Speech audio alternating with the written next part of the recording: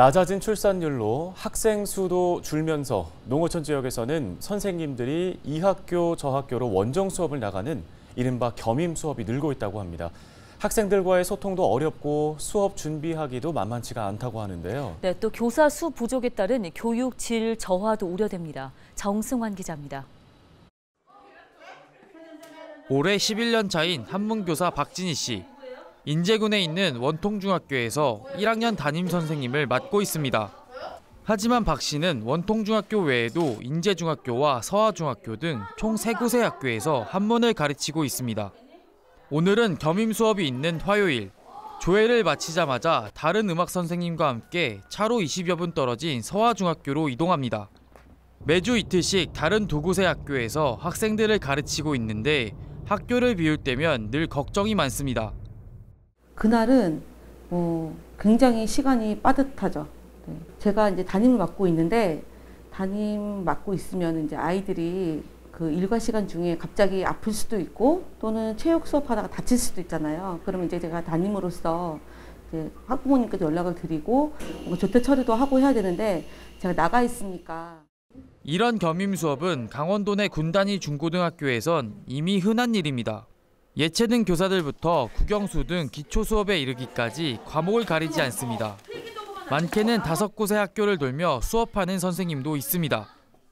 수업이나 평가 관련된 게 제일 큰 것 같아요. 아이들이 그 당일날 딱 하루를 빠졌을 뿐인데 평가가 늦게 보게 된다거나 아니면 프린트물을 받지 못하여서 공부를 할 수 없다던가 하는 그런 소통의 어려움이 있는 것 같습니다.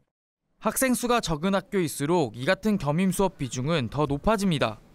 가뜩이나 교사 수가 부족한데 작은 학교에까지 전임 교사를 배치할 여력이 없기 때문입니다.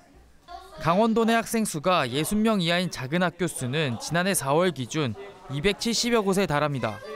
전체 640여 개 학교 중 절반 가까운 수치입니다.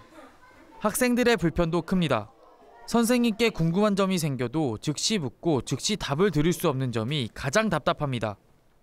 수학 선생님께서 보건 선생님 일을 대체해 주시고 계시는데 저희가 아플 때마다 이제 약간 전문적인 상담 같은 것도 받기 어렵고 음악 선생님도 원통중학교에서 겸임을 오고 계시는데 선생님과 상담을 하면서 더 그쪽을 준비를 해나가면 좋을 것 같은데.